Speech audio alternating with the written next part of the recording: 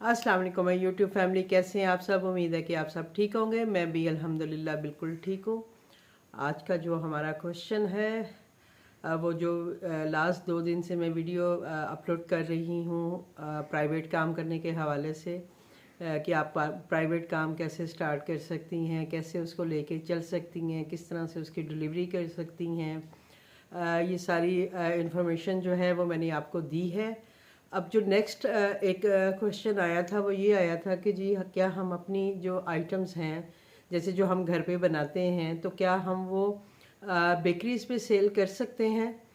तो उसके लिए जो मेरा एक्सपीरियंस है मैं वो आपके साथ शेयर करूंगी। बाकी तो मुझे इस बहुत ज़्यादा इसके बारे में नॉलेज नहीं है, लेकिन जो मेरा एक्सपीरियंस है वो मैं आपसे शेयर कर देती हूँ। हो सकता है इससे आपको कुछ हेल्प मिल जाए, या आपसे अगर आपके पास भी कोई ऐसा एक्सपीरियंस है तो प्लीज़ कमेंट में ज़रूर आप शेयर करें। और सबसे पहले ये कि आप मेरी प्लीज़ जो मेरा चैनल है उसको ज़रूर सब्सक्राइब किया करें और वीडियो को लाइक शेयर ज़रूर किया करें। उससे ये कि मुझे भी थोड़ी सी मोटिवेशन मिलती है कि मैं आप लोगों के लिए नई नई वीडियोस और नए नए आइडियाज़ जो हैं आपके काम करने के हवाले से वो आपके सामने लेके आऊँ। तो अब जैसे बात है फ्रोज़न आइटम का, कि हम अपने जो फ्रोज़न आइटम हैं वो हम बेकरीज पे सेल कर सकते हैं। तो हम बिल्कुल कर सकते हैं, लेकिन उसके लिए ये है कि आपका एक स्ट्रॉन्ग बैकग्राउंड होना बहुत ज़रूरी है मेरे हिसाब से, यानी जो मैंने एक्सपीरियंस किया है। क्योंकि जब मैं सऊदीया से यहाँ आई थी तो जैसा कि मैंने अपनी वीडियोस में ज़िक्र किया है कि मुझे बिल्कुल भी आइडिया नहीं था कि पाकिस्तान में काम करने का क्या तरीका है या लोग किस तरह से काम करते हैं। क्योंकि 25-26 ईयर जब आप एक दूसरे मुल्क में गुजारते हैं तो आप अपने मुल्क से काफ़ी हद तक कटे होते हैं। आपको कुछ चीज़ों का पता नहीं होता कि किस तरह से लेके चलना है, कैसे चीज़ों को करते हैं, यहाँ पे बिज़नेस कैसा है क्या नहीं। और वैसे भी एक जो हम लोग हाउस वाइफ्स हैं, हमारा इतना माइंड ऐसा होता नहीं है बिज़नेस टाइप का कि हम उसको उस तरह से लेके चलें। जब हम इस काम में पढ़ते हैं देन हमें थोड़ा थोड़ा आहिस्ता आहिस्ता जब एक्सपीरियंस करते हैं तो चीज़ों का पता लगना शुरू होता है। और इसी तरह मुझे भी लगा था।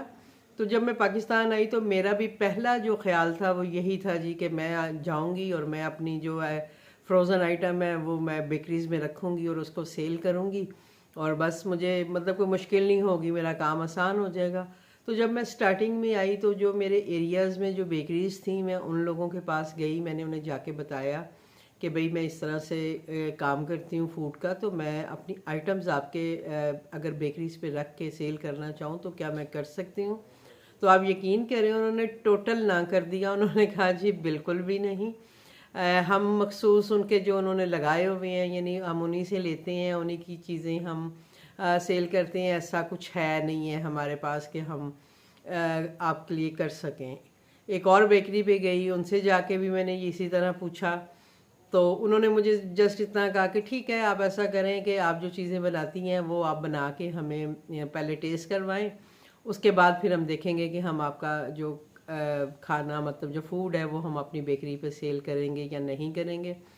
तो आप यकीन करें कि मैं इतनी डिसहार्ड हुई थी कि मैं बिल्कुल, वो एक बंदा होता है ना जैसे रोने वाला हो जाता है, मैं बिल्कुल ऐसे हो गई थी जब मैं वहाँ से वापस आ रही थी उन लोगों से बातचीत करके। और मुझे मतलब बिल्कुल ऐसे लग रहा था कि यार ये तो सब ख़त्म, मैं यहाँ कैसे सरवाइव करूँगी, मैं कैसे काम करूँगी।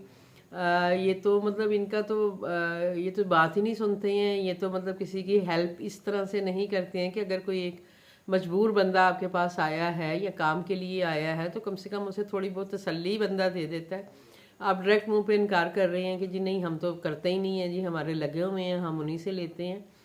खैर मैं काफ़ी परेशान होकर घर आई। घर आके फिर मैंने सोचा, मैंने कहा मैं क्या करूं।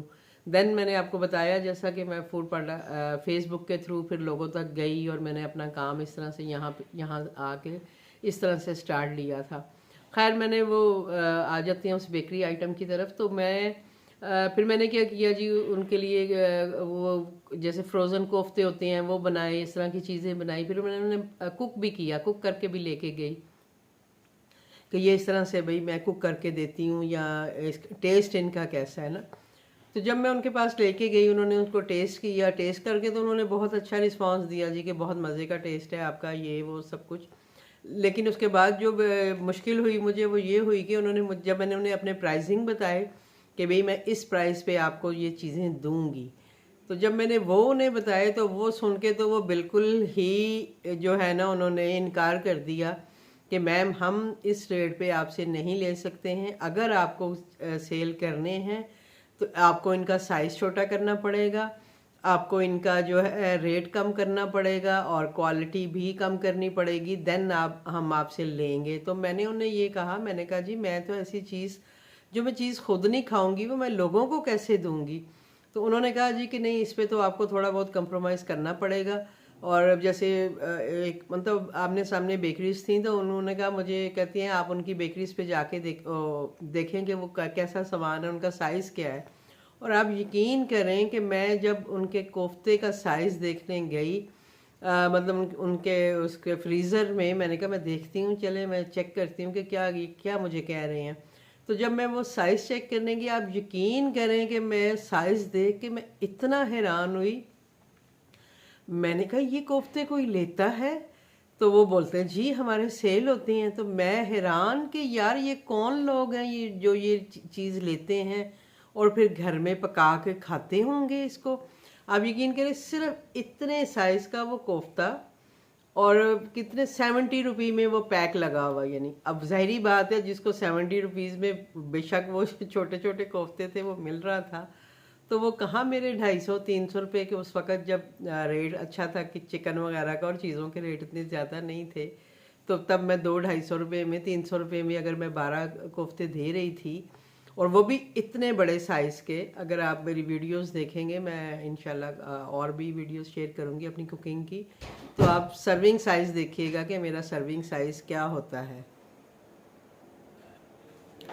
तो वो सर्विंग साइज़ आप देखेंगे तो आपको अंदाज़ा होगा कि मैं कितनी मतलब साइज़ सर्विंग देती हूँ। यानी क्योंकि मुझे वैसे भी आदत है बड़ी बड़ी चीज़ों की, बड़े ज़्यादा से ज़्यादा सर्विंग की। तो मेरे लिए तो वो बिल्कुल ही अनबिलीवेबल था और इतना हैरानकुन था कि आप यकीन करें कि मैंने उसके बाद ये ख्याल ही छोड़ दिया कि मैं इन बेकरीज़ पे अपना सामान सेल करूँगी। मुझे यही बेहतर लगा कि मैं प्राइवेट जो लोग मुझे ऑर्डर करें। और आप यकीन करें कि मेरा फ्रोज़न आइटम इतना सेल होता था, मतलब होता है कि मतलब ये कबाब वगैरह, कोफ्ते और जो सीख कबाब, चप्पल कबाब, इस तरह की जो आइटम्स हैं।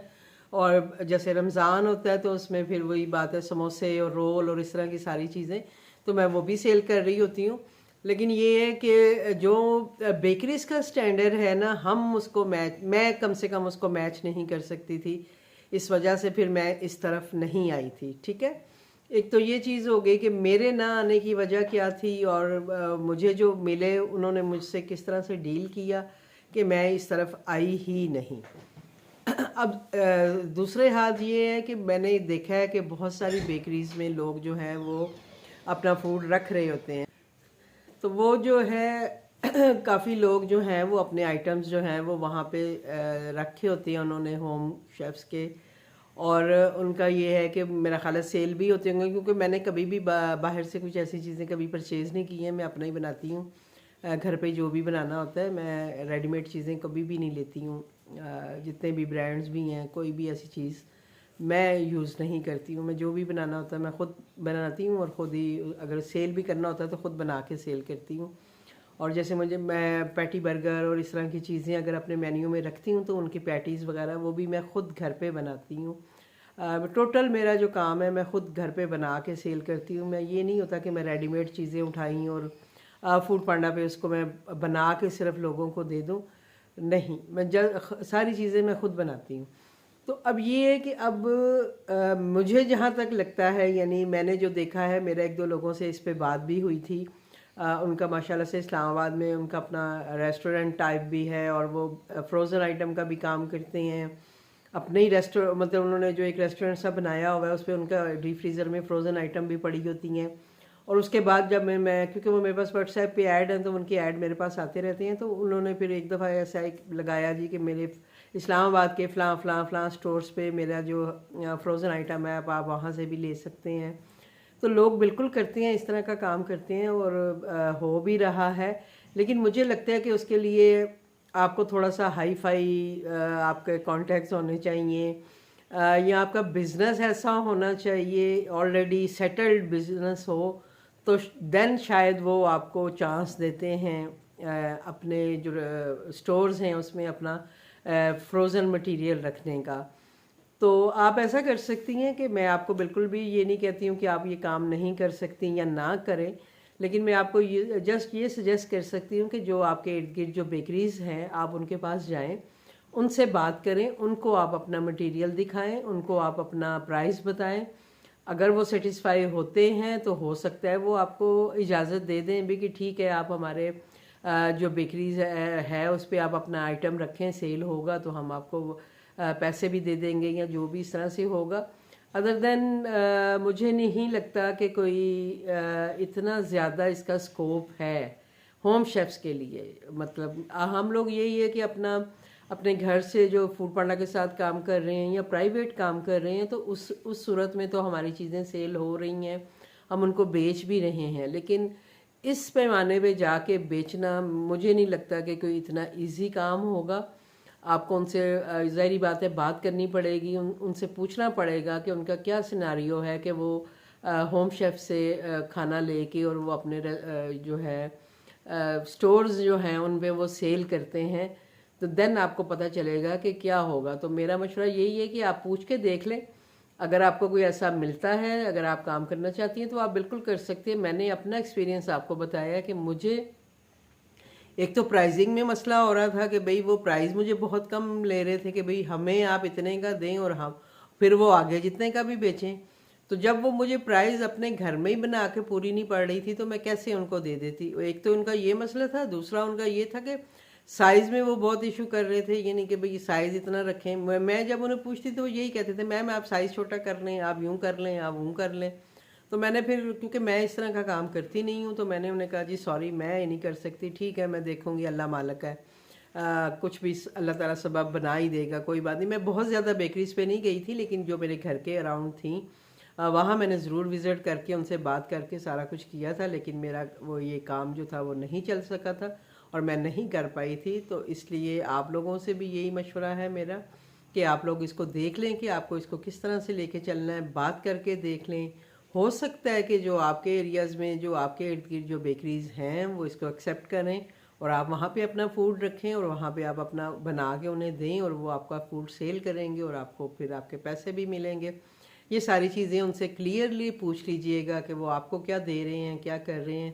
तो अपना काम जो है वो आप स्टार्ट कर सकती हैं। अदरवाइज़ आप जैसे हम प्राइवेट काम कर ही रहे हैं तो आप इसी में अपने चीज़ें वगैरह जो हैं वो सेल करें और इसको अपना कमाई का ज़रिया बनाएं। इंशाल्लाह अल्लाह ताला आपके कामों में बरकत डाले, मेरे काम में भी बरकत डाले और हम सब के लिए आसानियाँ करे। और जो ऐसे लोग हैं कि जो लोगों के लिए आसानियाँ कर सकते हैं उनको तौफीक दे कि वो लोगों के लिए आसानियाँ करें, क्योंकि लोग नहीं करते हैं। लोग आपको कभी भी आपकी हेल्प इस तरह से नहीं करते हैं कि अगर आप किसी मुश्किल में पड़े हुए हैं और वो आपकी बात सुन लें। मैं वही बात है, मुझे वो अपना पीरियड याद आ गया जब आज से 5-6 साल पहले मैं पाकिस्तान आई थी और मैं इसी तरह बेकरीज पे जा रही थी और उनसे पूछ रही थी और रोते हुए घर आ रही थी कि यार मेरा क्या बनेगा, मैं क्या करूँगी, मैं अपनी फैमिली को कैसे संभालूँगी। ये मेरे लिए उस वक़्त मेरे लिए वो बहुत मुश्किल टाइम था। लेकिन अल्हम्दुलिल्लाह कि अल्लाह पे तवक्कल रखा, अल्लाह ने मेरा साथ दिया और देखें आज मैं यहाँ पे हूँ कि मैं अपना घर भी चलाती रही हूँ, अब अभी भी चला रही हूँ और अपना काम भी कर रही हूँ। और अल्हम्दुलिल्लाह अल्लाह का बहुत शुक्र है कि उसने बहुत नवाजा है।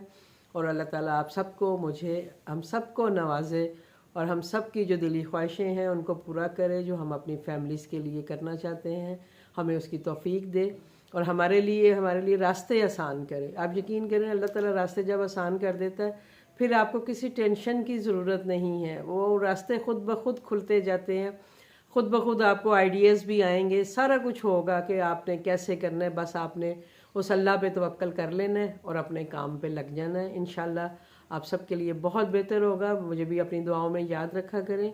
इंशाल्लाह मिलती हूँ आपसे किसी नेक्स्ट वीडियो के साथ, तब तक के लिए मुझे दीजिए इजाज़त। अल्लाह हाफिज़।